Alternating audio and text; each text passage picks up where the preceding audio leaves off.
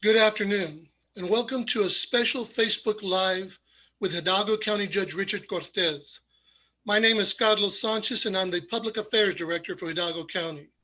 At this point, I would like to present County Judge Richard Cortez. Good afternoon, everyone. Unfortunately, I come to you with a deep concern with what's happening here in our county, in our state, and really throughout our country with this pandemic called the Corona-19 virus problem that we have. Last week, I believe that it was important for me to reach out to the other three county judges for us to sit down together and see if there was something that we could do together to help our population of the Rio Grande Valley to fight this virus.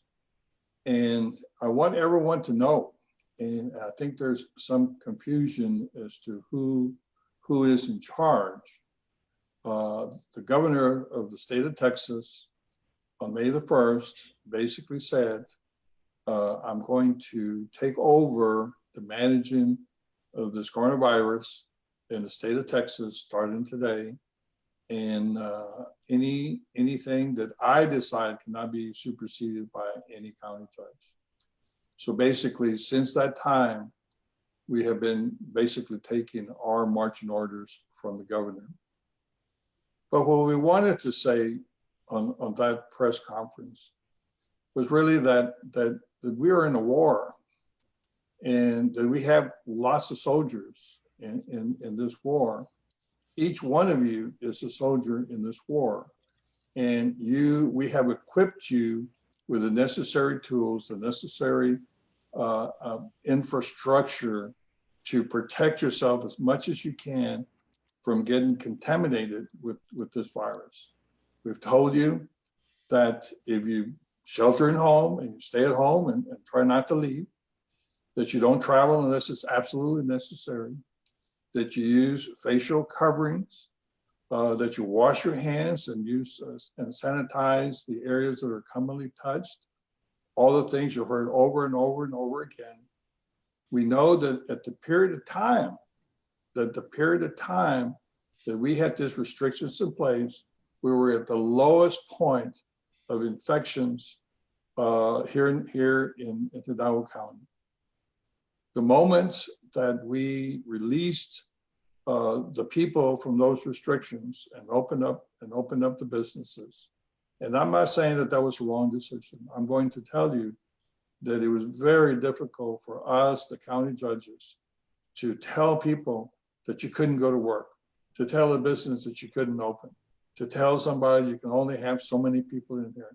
Those were not easy decisions.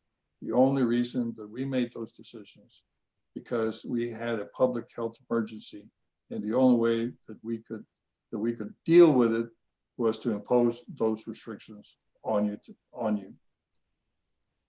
I'm going to tell you that today is going to be a very sad day for me. We're going to report 143 tests positive today. I'm going to repeat that, 143 tests positive and 2 more deaths. That means that 17 of our citizens has passed away because of this disease. The only good news about the 143 is that approximately 121 of those included in the 143 were an accumulation of basically 3 days. The military, which basically is the National Guard, came over to help us test. So with all this new testing throughout the county, it is of no surprise to us that we're finding more and more people. But I also want to tell you another interesting fact that I think that you'll agree with me that we're in control a lot of our own destiny. We have 113 clusters. Cluster means it's the same group of people living, let's say, in a household. And those clusters are attributable to infecting anywhere from 3 to as many as 12 people within that common area. So what we're seeing is we're seeing some of these young people that are strong and unafraid that this virus is more like a cold or maybe just a light cough or something like that. So they feel that they're not sick enough to isolate themselves, take care of themselves. So they go out and about. And then when they come back, as you will know, many of our households here have anywhere between 1, 2, or maybe even 3 generations of people living there. So you have the very young to the very old. And unfortunately, the very old is taking a beating, because those are the people that have lost their lives because somebody within their family passed this infection over to them.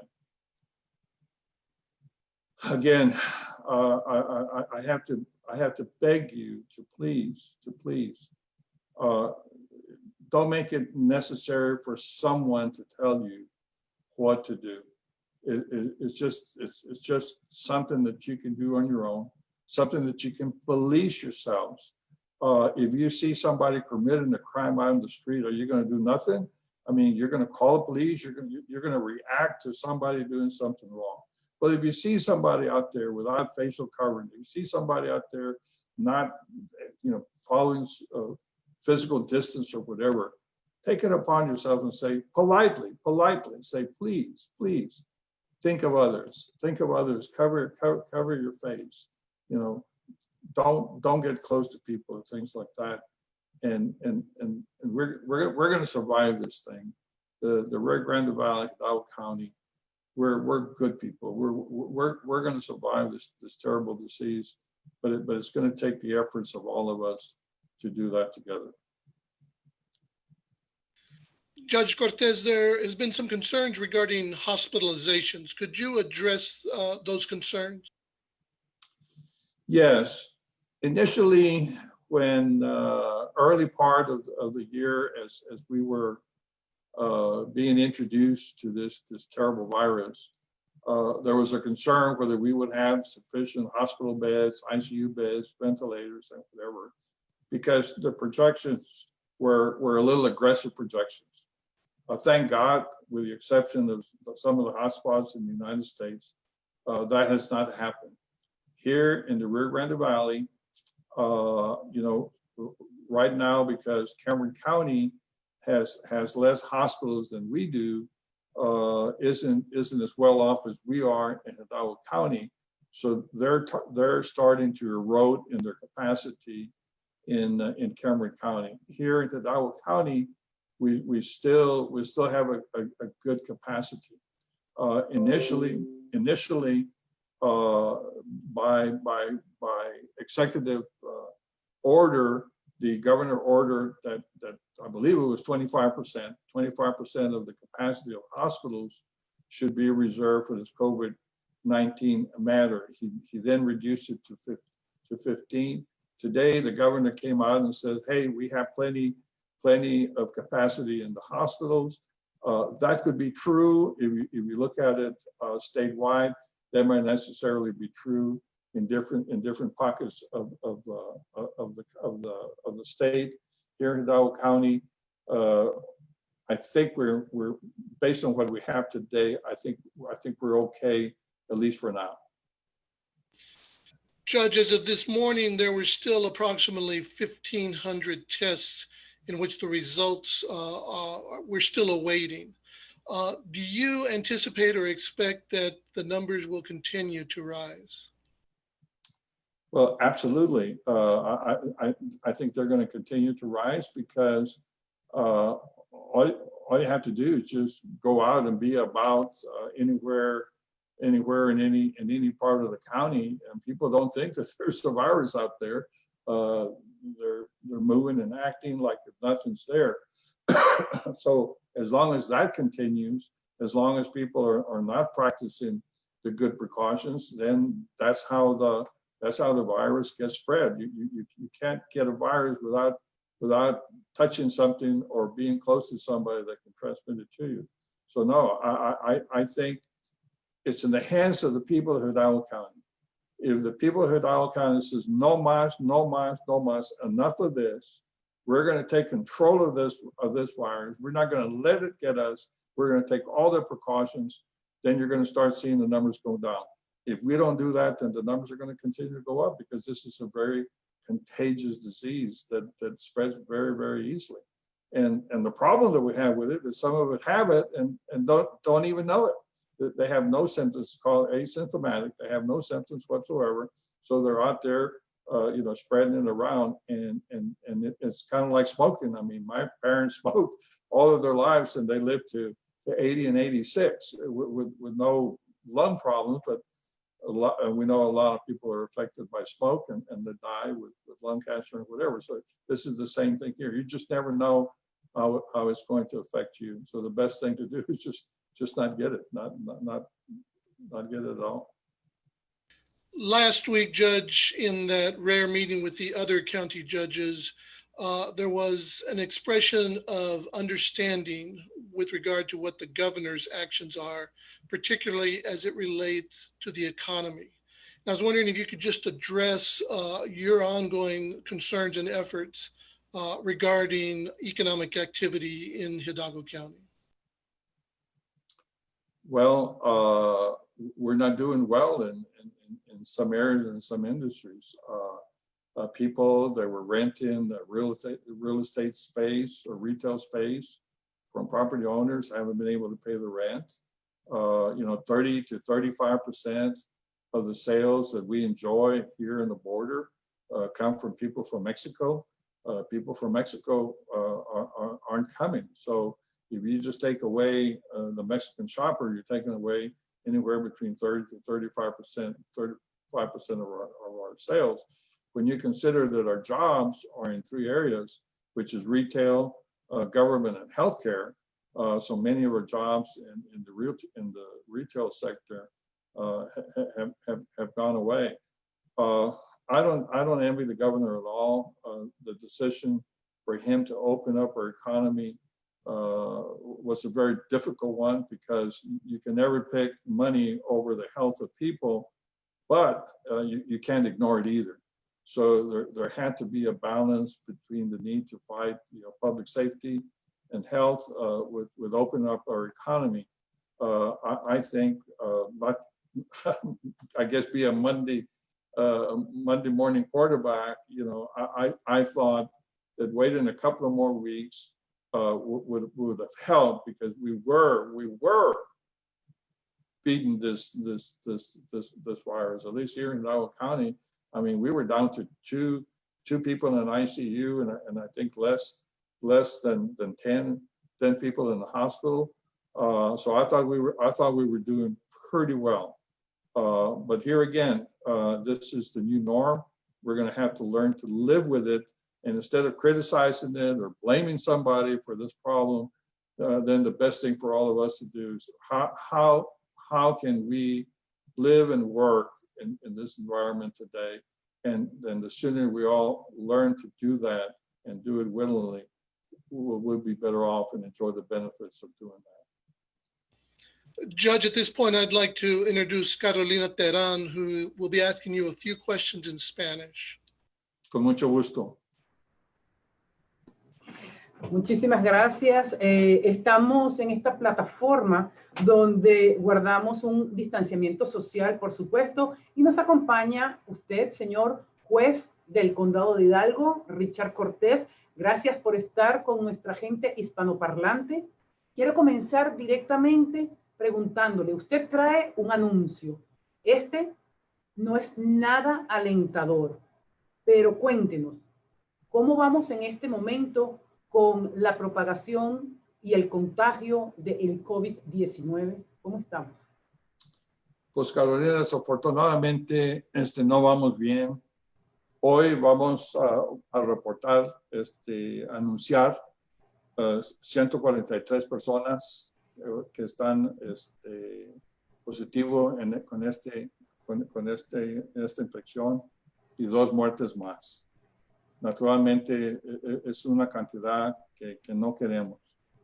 Y la razón que quería estar con nuestros amigos, nuestra gente del Valle hoy, es decir, rogarles que la única manera que se pueden proteger ellos son las acciones que ustedes mismos puedan tomar. No esperen que el gobierno los proteja a ustedes, porque no podemos. El gobierno no te puede detener, no te puede exigir que te quedes en casa, que no viajes, que no te cubras tu cara, que no te laves las manos. Todo eso son cosas que te van a beneficiar y son cosas que ustedes pueden hacer voluntariamente y que no esperen que nosotros hagamos. Es lamentable tener este aumento de casos de verdad y de fatalidades sobre nuestro condado de Hidalgo. Mas, sin embargo, una de las preguntas que estamos obteniendo en estos momentos es que nuestra comunidad está pidiendo prácticamente que se cierre todo de nuevo. ¿Qué les podemos decir a estas personas? Pues miren, que no se puede hacer. Esa decisión que hicimos hace varios meses de exigir que la gente se quede en casa, que no viaje, que tome todas esas precauciones, era porque estaba totalmente necesario que hiciéramos esto. Pero sufrimos muchísimo.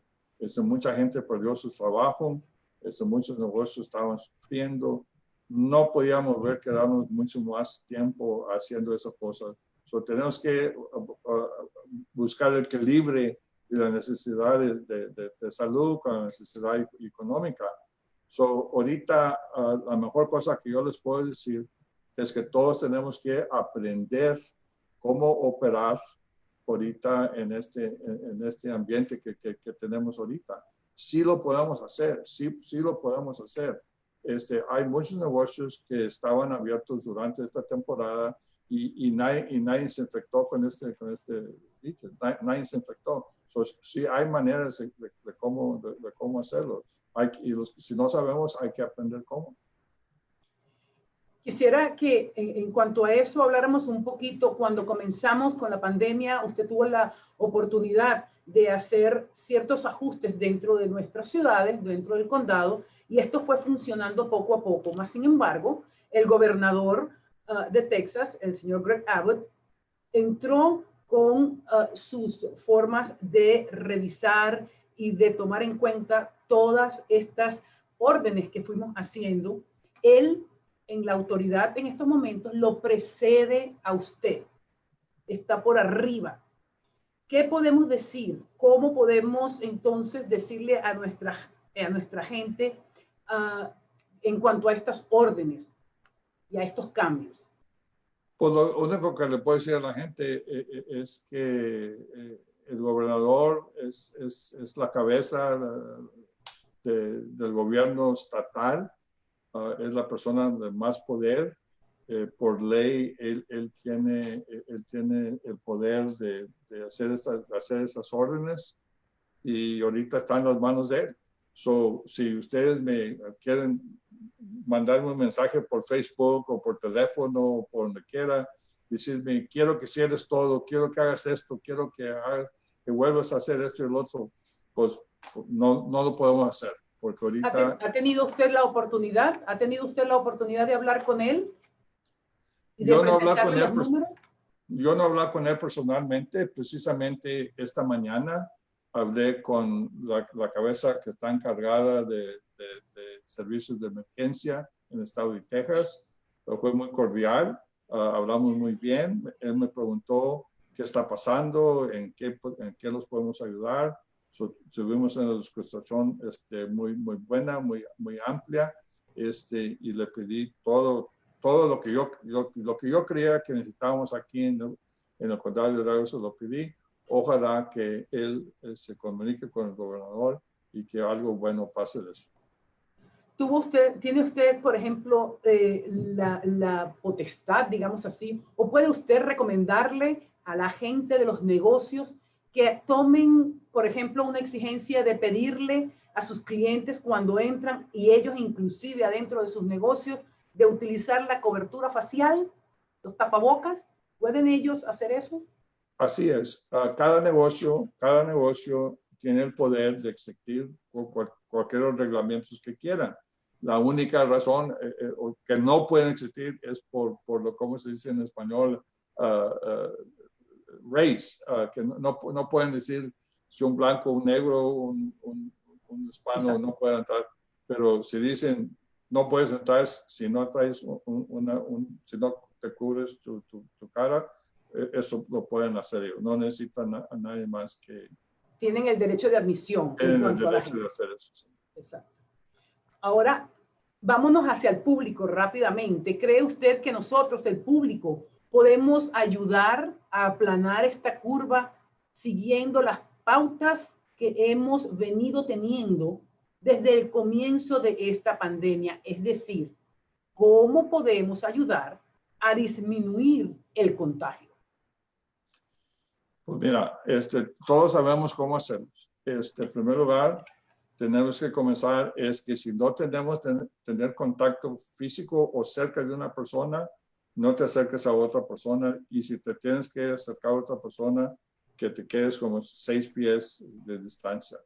Si te cubres la cara y no te tocas los ojos, la nariz, la boca, te lavas las manos, limpias todas las cosas que tocas muchas veces por día.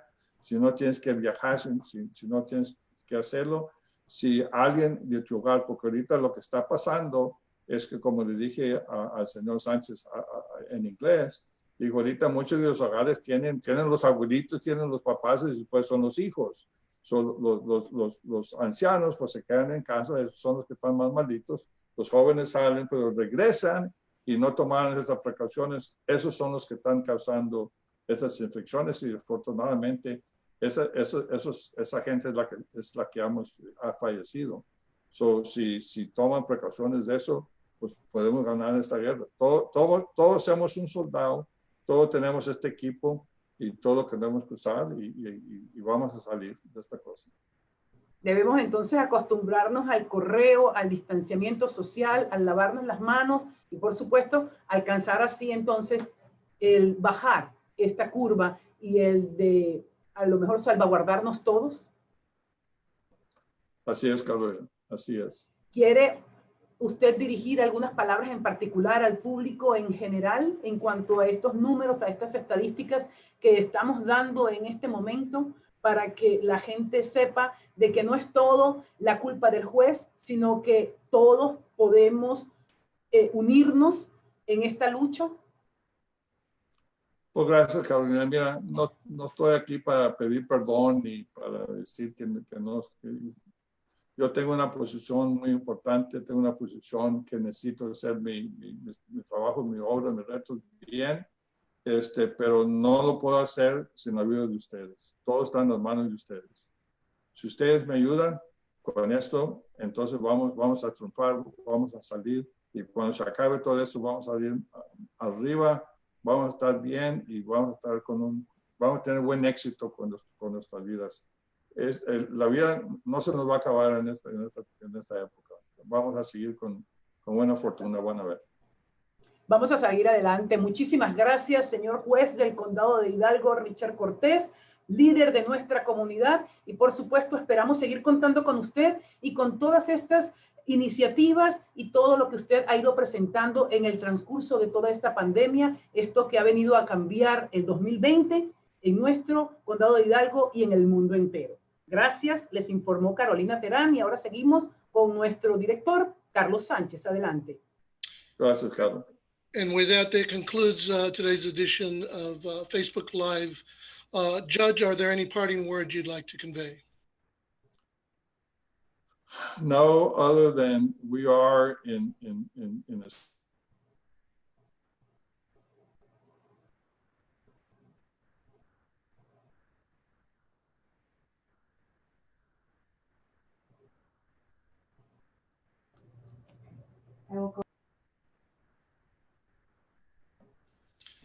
Thank you very much.